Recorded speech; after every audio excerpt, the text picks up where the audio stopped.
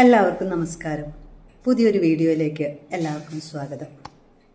കൊച്ചിയിൽ നിന്ന് പുറപ്പെട്ട് ഇന്ത്യയുടെ പശ്ചിമഘട്ടത്തിന്റെ പടിഞ്ഞാറുകൂടി കുശാൽ നഗർ, മടിക്കേരി, സുള്ളിയ, മുരുടേശ്വർ, ഗോവ, ബോംബെ, തിരിച്ച് പശ്ചിമഘട്ടത്തിന്റെ കിഴക്ക് ഡെക്കാൻ പീഠഭൂമിയിലൂടെ ലോണാവാല, പൂനെ, ഹുബ്ലി, ഹംപി, മൈസൂർ, വയനാട് വഴി തിരിച്ച് കൊച്ചിയിലെത്തുന്ന ഒരു ബസ് യാത്ര. നമുക്ക് യാത്രാവിശേഷങ്ങളിലേക്ക് കടക്കാം. കൊച്ചിയിൽ നിന്നാണ് ഞങ്ങളുടെ യാത്ര ആരംഭിക്കുന്നത്. ബെൻസ് ബസ്സിൻ്റെ സാരഥികൾ സനലും ധനേഷുമാണ്. എല്ലാവരും സമയത്ത് തന്നെ എത്തി. ചെറിയ രീതിയിലൊക്കെ പരിചയപ്പെട്ടു. ഞങ്ങളെ നയിക്കുന്നത് വിഗോ ട്രിപ്സിൻ്റെ എല്ലാമായ പ്രസാദ് സാറാണ്. കോതമംഗലം സ്വദേശിയാണ് അദ്ദേഹം. 4:30 തന്നെ ബസ് പുറപ്പെട്ടു. ഇവിടെ നിന്ന് യാത്ര തുടങ്ങുമ്പോൾ ഞങ്ങൾ 8 പേരാണ് ഉണ്ടായിരുന്നത്. ബാക്കിയുള്ളവരെല്ലാം വിവിധ ഭാഗങ്ങളിൽ നിന്ന് ബസ്സിൽ കയറി. എറണാകുളം കടന്നു കിട്ടാൻ തന്നെ 2 മണിക്കൂർ എടുത്തു. ഏകദേശം പുലർച്ചെ 4 മണിയോടുകൂടി ഞങ്ങൾ കൂർഗിലെത്തി. അവിടെ നല്ലൊരു ഹോട്ടലിൽ ഫ്രഷ് ആവാനുള്ള സൗകര്യമൊരുക്കിയിരുന്നു. പ്രഭാത ഭക്ഷണവും അവിടെ നിന്ന് തന്നെയായിരുന്നു. എല്ലാവരും പെട്ടെന്ന് തന്നെ ഫ്രഷായി. രാത്രി ഒറ്റ ഇരിപ്പിരുന്നതിൻ്റെ ക്ഷീണം മാറാൻ കുറച്ച് സമയം അവിടെയൊക്കെ ചുറ്റി നടന്നു. കൂർഗ് നല്ല ഭംഗിയുള്ള സ്ഥലമാണ് കേട്ടോ. സുന്ദരിമാരുടെ നാടാണ് എന്ന് പ്രസാദ് സാർ ബസ്സിൽ പറഞ്ഞത് ഞാൻ ഓർത്തു. സുന്ദരിമാരെ കാണാൻ ഞാൻ ചുറ്റും നോക്കി. ഇനി നമ്മൾ പോകുന്നത് കുശാൽ നഗറിലേക്കാണ്. അവിടുത്തെ സുവർണ ക്ഷേത്രമാണ് നമ്മുടെ ലക്ഷ്യം. ഒരു ദിവസമേ ഒരുമിച്ച് യാത്ര ചെയ്തുള്ളൂ എങ്കിലും ഒരു വീട് പോലെയായി ഞങ്ങൾക്ക് ബസ്. പല പ്രായക്കാരുമുണ്ട് ബസ്സിൽ. എല്ലാവരും നല്ല സഹകരണവും സ്നേഹവുമുള്ളവർ.